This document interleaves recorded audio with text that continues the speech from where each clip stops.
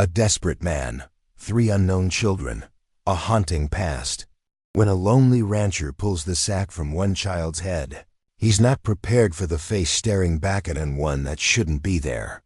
What he does next will test his strength, his morals, and everything he thought he knew about his past. Thank you so much for watching and for all your comments.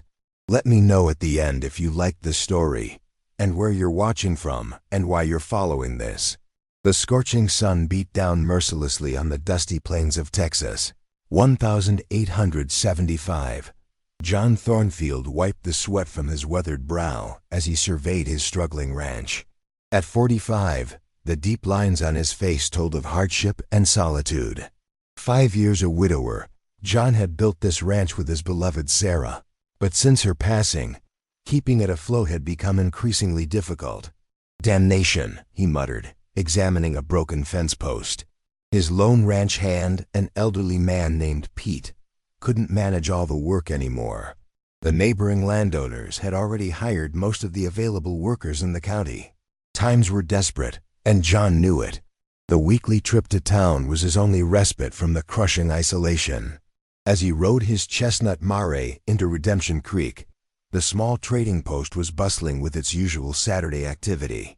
John tethered his horse outside the general store, nodding curtly to familiar faces. "Afternoon, Thornfield," called Samuel Davis, the store owner. "The usual supplies?" "Yes, and any news of hired help?" John's voice was rough from disuse. Samuel shook his head. "None that I've heard, but ... He lowered his voice. "There's a slave trader passing through. Now I know it ain't exactly legal these days, but he's got some young ones he claims are indentured servants. Might be worth looking into." John frowned deeply. The Civil War had ended a decade ago, and slavery was abolished. But he knew such practices continued in shadows, particularly with children who couldn't defend themselves. The thought sickened him. Where? He asked, his conscience already wrestling with what he might do. Edge of town, the old abandoned mill. John collected his supplies, his mind troubled. He had never owned slaves, even before the war when it was common practice. Sarah had been staunchly against it. But perhaps he could save these children from a worse fate. As the sun began to set, John approached the dilapidated mill. A thin man with a rat-like face stood beside a wagon. 3 small figures huddled inside, burlap sacks covering their heads. John's stomach turned. "Evening," the slave trader greeted with a yellow-toothed smile. "Name's Wilkes. Interested in some help for your property? Young ones work hard and eat little." John struggled to control his anger. "How much?" $50 each. They're healthy and strong." Examining the trembling children, John noticed their thin arms and shabby clothes. None looked older than 12. "I'll take all 3, he stated firmly. Wilkes's eyebrows rose in surprise. "All 3? That's a hefty sum." $100 for all of them, John countered, knowing he was spending nearly all his savings. After haggling briefly, Wilkes agreed to $120. As John counted out the money, he noticed a small medallion hanging from one child's neck, partially visible beneath the sack. Something about it seemed oddly familiar. "Get in my wagon," John instructed the children gruffly, maintaining his facade until they were safely away from Wilkes. Once they were a mile from town, John stopped the wagon. The children sat rigidly, fear emanating from them despite their covered faces. "I'm removing these sacks now," John said gently. "You're safe. I'm not going to hurt you." He removed the first sack, revealing a young boy with dark hair and terrified eyes. The second was a girl with tangled blonde hair and tear-streaked cheeks. When John reached for the third sack, his hands trembled. As he pulled it away, his heart stopped. Looking back at him were the same deep brown eyes that had once belonged to his wife. The girl, no more than 10 years old, was the spitting image of Sarah. Around her neck hung a medallion, the very one he had given his wife on their wedding day, a family heirloom with the Thornfield crest. "What's your name, child?" John whispered, his voice barely audible. "Eleanor," she replied timidly. "Eleanor Thornfield.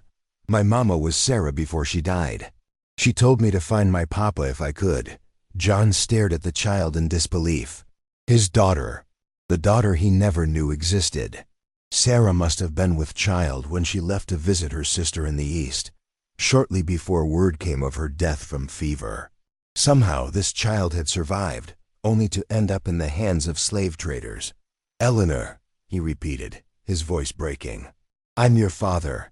The weight of this revelation crashed down upon him as the Texas sun disappeared beyond the horizon, casting long shadows across the plains that suddenly seemed filled with both darkness and hope.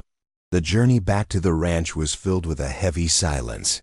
John's mind reeled with questions as he occasionally glanced back at the children huddled in the wagon. Eleanor, his daughter, sat sandwiched between the other two children, her small hands clutching the medallion at her neck. "You three must be hungry," John finally said, his voice unnaturally loud in the quiet night. The children nodded cautiously. "I'm James," the boy volunteered, his voice barely audible. "This is Mary."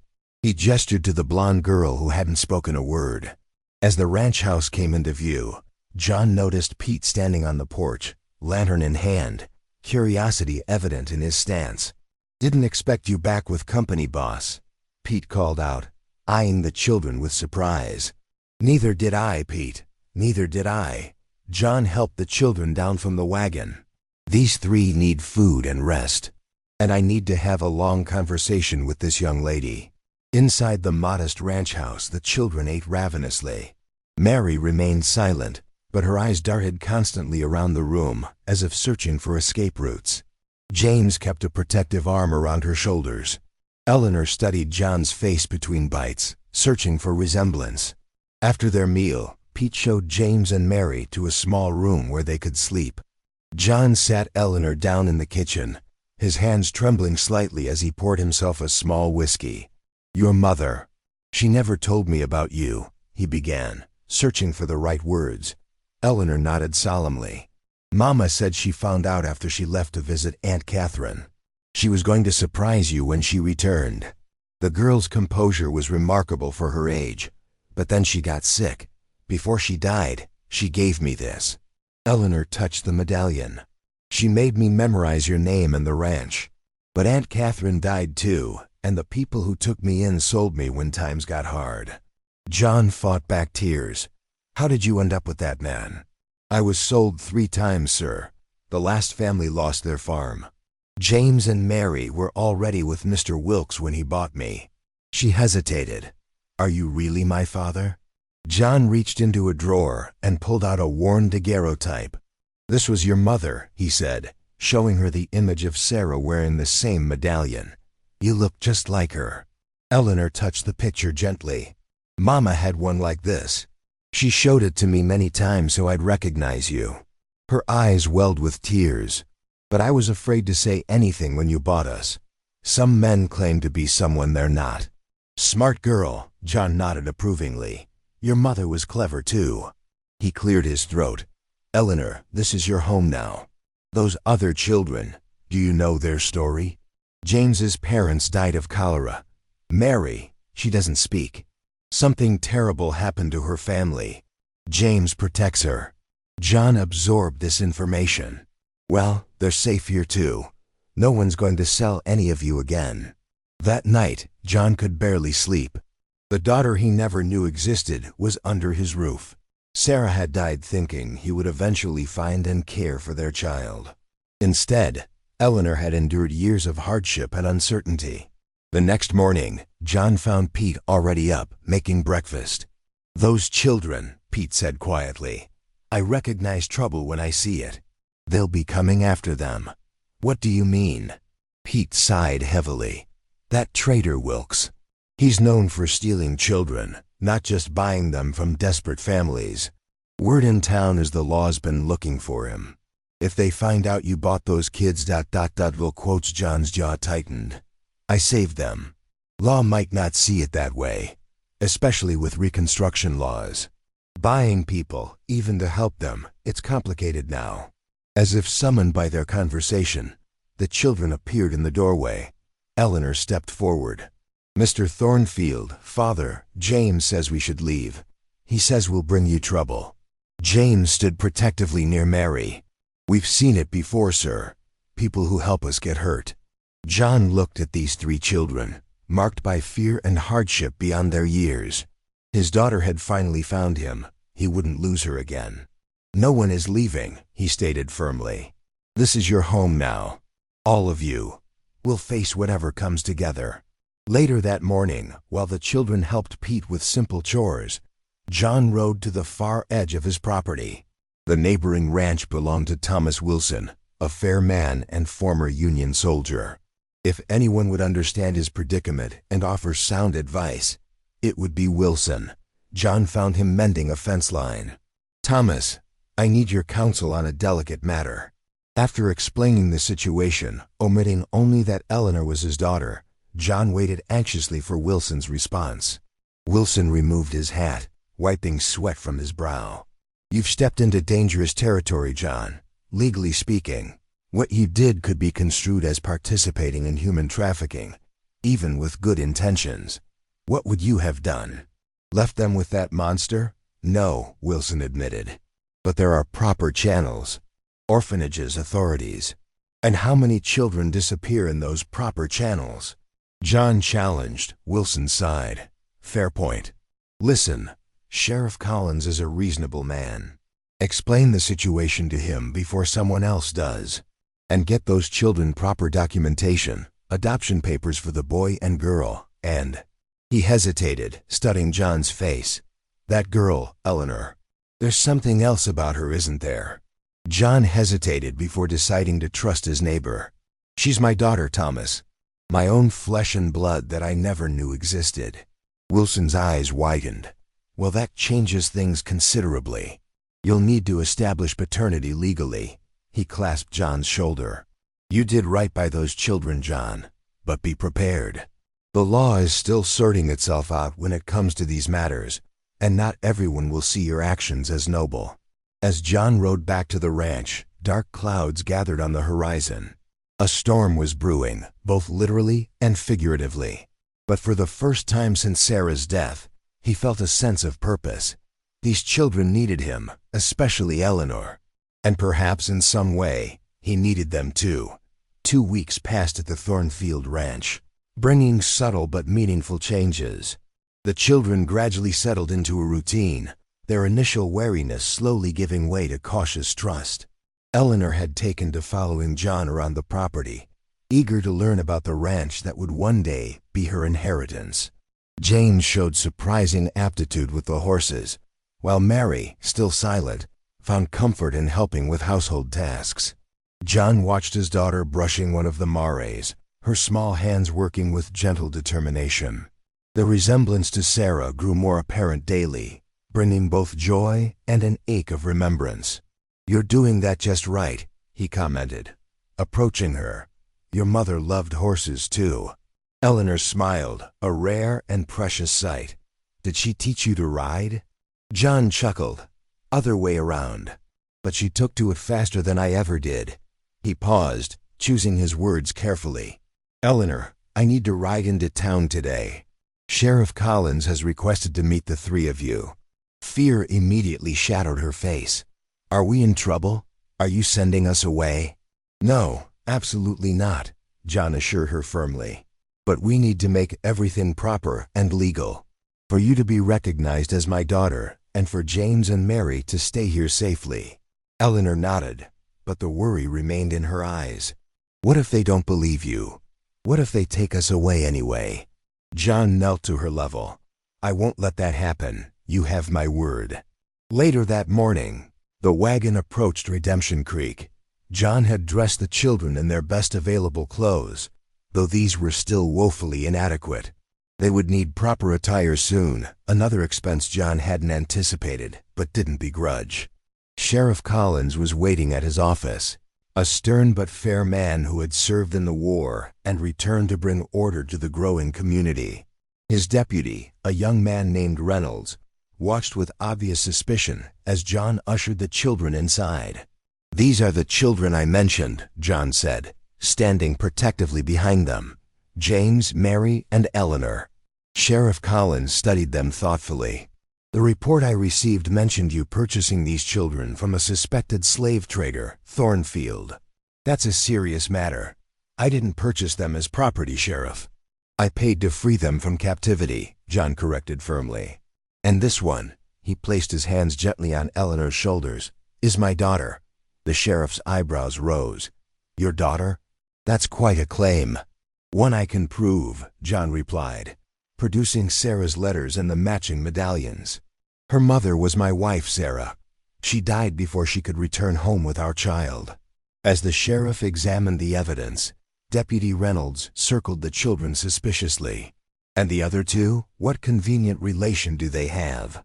John met the younger man's antagonistic gaze. None. They are orphans who need a home, which I'm providing. Out of the goodness of your heart? Reynolds scoffed. Or do you need cheap labor for that failing ranch of yours? John stepped forward, but Sheriff Collins raised a hand. That's enough, Reynolds. He turned back to John. The documentation for Eleanor appears legitimate. I'll need to verify it, but her resemblance to Sarah is remarkable. He stroked his mustache thoughtfully. As for the others, there are proper procedures for adoption.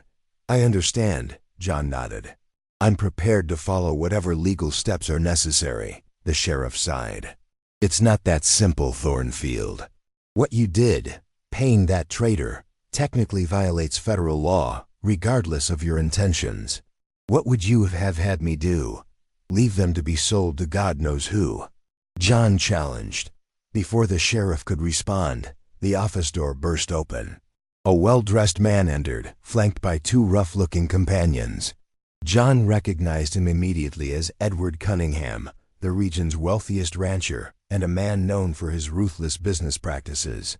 Sheriff Collins, Cunningham announced, removing his hat. I understand you're investigating the matter of stolen property. John stepped in front of the children protectively. These are children, Cunningham, not property. Cunningham's cold eyes settled on Mary. That girl was contracted to work for my household before she was taken.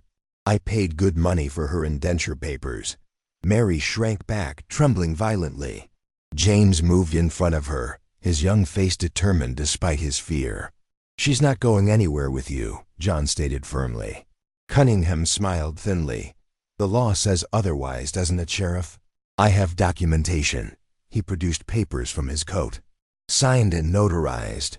Sheriff Collins examined the documents with a frown.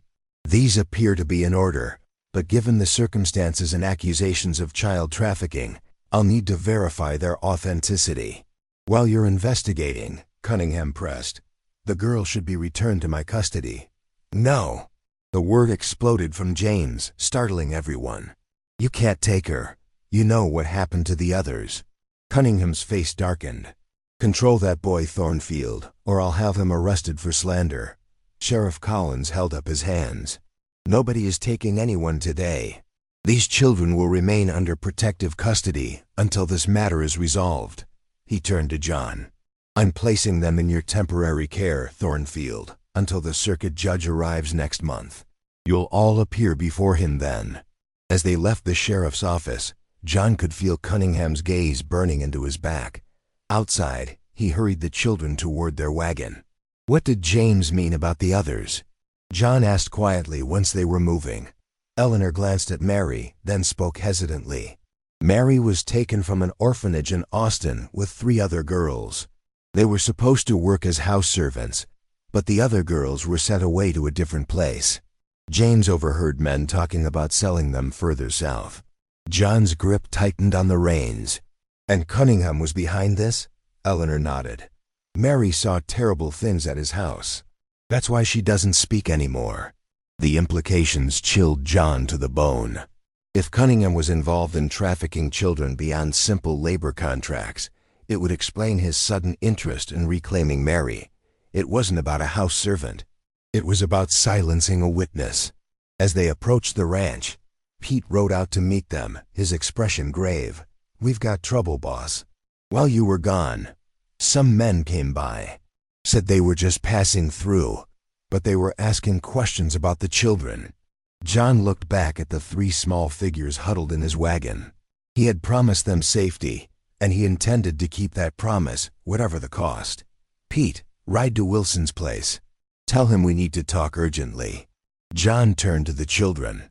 Inside, all of you, stay away from the windows. That night, after the children were asleep, John sat at his kitchen table cleaning his rifle. The storm that had been threatening for days finally broke, rain pounding on the roof as thunder rolled across the plains. Each flash of lightning illuminated his determined face. He would protect these children, his daughter and the two orphans who had unexpectedly become part of his life. Whatever Cunningham was involved in, John was now standing in his way. And in Texas, that was a dangerous place to be. The morning after the storm dawned clear and crisp, belying the tension that had settled over the Thornfield ranch. John had barely slept, keeping watch by the window, his rifle close at hand. Thomas Wilson had arrived late the previous night, bringing troubling news.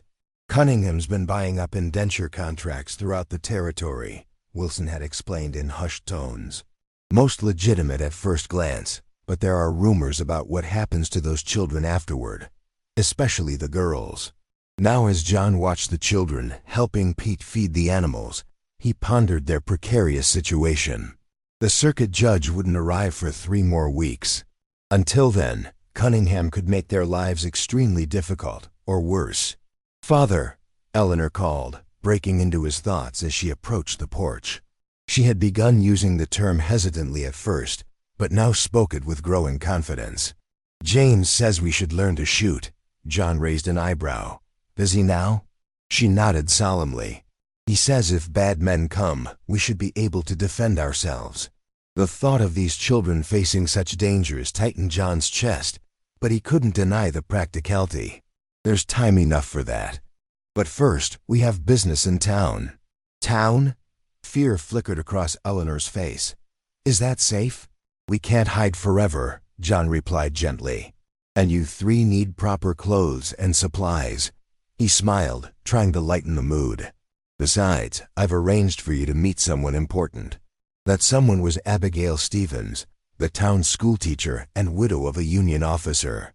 John had sent word requesting her assistance, and she had agreed to meet them at the general store. As they entered the store, John was acutely aware of the stares and whispers that followed them. News traveled fast in small communities, and everyone knew about the 3 children he had purchased. Mrs. Stevens was waiting, her kind face breaking into a warm smile as they approached. "You must be Eleanor," she greeted, extending her hand to John's daughter. "And James and Mary, I'm very pleased to meet you all." While John selected supplies, Mrs. Stevens helped the children choose appropriate clothing. To everyone's surprise, Mary allowed the teacher to hold her hand, something she had permitted no one except James since arriving at the ranch. "She likes you," Eleanor observed. Mrs. Stevens smiled. Sometimes children who have experienced trauma find it easier to trust someone outside their immediate situation. She lowered her voice. "Mr. Thornfield mentioned Mary doesn't speak. I've worked with children like her before." As they were finishing their shopping, the store door opened and Deputy Reynolds entered with 2 of Cunningham's men. The atmosphere immediately tensed. "Thornfield," Reynolds acknowledged coldly. "Sheriff wants to see you, alone." John glanced at Mrs. Stevens, who nodded almost imperceptibly. "I'll stay with the children," she assured him. At the sheriff's office, John found Collins looking troubled. "Cunningham has filed formal charges," the sheriff explained without preamble. "He's claiming you knowingly purchased stolen property, the children, from a known criminal." "That's absurd," John protested. "I was rescuing them." "I know that," Collins sighed. "But Cunningham has influence with the territorial judge. He's pushing to have the children removed from your custody immediately, pending the hearing." John's blood ran cold. "You can't let that happen. You know what he's really after." The sheriff met his eyes steadily. "I have suspicions, but no proof. And without proof, my hands are tied by the law." "What about the law that's supposed to protect innocent children?" John demanded. Before Collins could respond, shots rang out from the direction of the general store. John bolted outside. The sheriff closed behind him. They arrived to find chaos, A crowd gathering, Mrs. Stevens holding a sobbing Eleanor, and no sign of James or Mary. "They took them," Eleanor cried when she saw John. "Cunningham's men took James and Mary." Mrs. Stevens was ashen-faced. "They came in with guns. Said they had legal authority to reclaim the girl. When James tried to stop them, they took him too." John turned to Sheriff Collins. "Still need proof." The sheriff's face hardened. This wasn't legal action. This was kidnapping in broad daylight. He raised his voice to the gathering crowd. "I need volunteers. Armed men who can ride now." To John's surprise, several townspeople immediately stepped forward, including Samuel Davis from the general store and the blacksmith, a former slave who had fought for the Union. "Take Eleanor to the ranch," John instructed Mrs. Stevens. "Pete will protect you both." He checked his revolver. "We're getting those children back." Within the hour, a posse of 8 men rode out of Redemption Creek, following the trail left by Cunningham's men. Sheriff Collins had deputized them all temporarily, giving their pursuit legal standing. "They're heading for Cunningham's main ranch," Wilson observed as they followed the tracks. "He's got a small army of hands there." "Then we'd better catch them before they reach it," John replied grimly. They rode hard through the afternoon, gaining ground on the kidnappers, who were slowed by having the children with them. As dusk approached, they spotted dust rising from a small valley ahead. "There," Sheriff Collins pointed. "They've stopped at Breaker's Gulch." The men dismounted, approaching on foot to survey the situation. Cunningham himself had joined his men, 5 in total, and they had made camp in the gulch, a natural formation that provided shelter but also limited escape routes. James and Mary were visible, bound and sitting near the campfire. Even from a distance, John could see bruises on James's face. "We have them outnumbered," Collins noted, "but they'll use the children as shields if we rush in." John studied the terrain. "There's another way. The backside of the gulch has a narrow trail. One man could slip in that way while the rest of you create a distraction." "That's suicide," Wilson objected. "Not if the distraction is convincing enough," John countered. "And I know every inch of this land. I used to hunt here with Sarah." After heated debate, the sheriff reluctantly agreed to the plan. As darkness fell completely, John began his treacherous climb up the backside of the gulch, while the posse prepared to approach from the front. The rocks were slippery with evening dew, and several times John nearly lost his footing. One wrong step would send him plummeting down the steep incline. But the thought of James and Mary in Cunningham's clutches drove him forward. Finally reaching a position above the camp, John could see Cunningham talking to the children, his voice carrying in the night air. "You'll fetch a fine price down in Mexico," he was saying to Mary. "Special clients pay extra for pretty little things like you. And you," he turned to James, "you should have learned to keep your mouth shut." John's blood boiled at the confirmation of his worst fears. Carefully, he positioned himself on a ledge directly above the camp, waiting for the signal. It came in the form of Sheriff Collins's voice, amplified by the gulch's natural acoustics. "Edward Cunningham. This is Sheriff Collins. You're surrounded. Release the children and surrender." Chaos erupted below as Cunningham's men scrambled for their weapons. In the confusion, John leaped down into the camp, landing painfully but managing to stay on his feet. He drew his revolver, placing himself between the children and their captors. "It's over, Cunningham," John declared, quickly cutting James and Mary free with his knife. Cunningham turned, his face contorted with rage. "Thornfield, you're a dead man." He raised his pistol. 2 shots rang out simultaneously. John felt a burning pain in his shoulder as his own bullet found its mark in Cunningham's chest. The rancher staggered backward, surprise replacing rage on his face before he collapsed.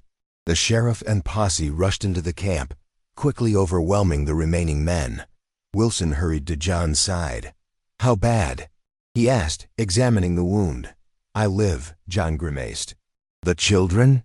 James had already pulled Mary into a protective embrace, both watching wide-eyed as the sheriff's men secured the prisoners. "They're safe," Wilson assured him. "Thanks to you." The ride back to Redemption Creek was slow due to John's injury, but by morning, They arrived to find an anxious Eleanor waiting with Mrs. Stevens and Pete. The reunion between the three children was tearful and joyous. As the town doctor tended to his wound, Sheriff Collins delivered the news. Cunningham's dead. His men are talking, hoping for leniency.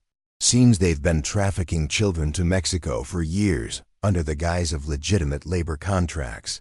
And the children? John asked anxiously. The judge will still need to make his ruling, but given the circumstances and evidence, I don't foresee any obstacles to you adopting James and Mary, if that's your intention. The sheriff smiled slightly. And Eleanor's paternity is beyond question now. 2 months later, the Thornfield Ranch hosted a small gathering. The circuit judge had made his rulings, granting John full legal custody of Eleanor as his daughter and approving the adoption of James and Mary. Mrs. Stevens had become a frequent visitor, helping with the children's education and bringing a warmth to the household that had been missing for too long.